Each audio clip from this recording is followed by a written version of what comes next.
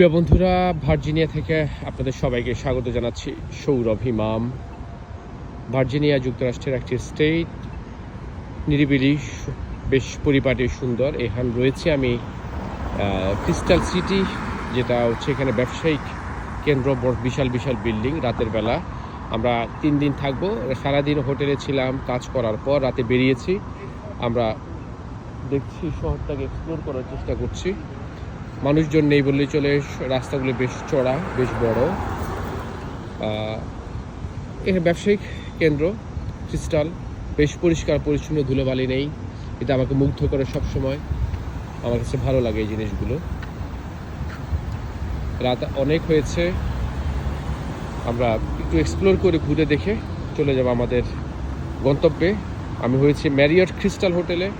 এই হোটেলটা খুবই সুন্দর, আপনাদেরকে দেখাবো। এরপর হোটেলটা নিয়ে একটা ভিডিও করব।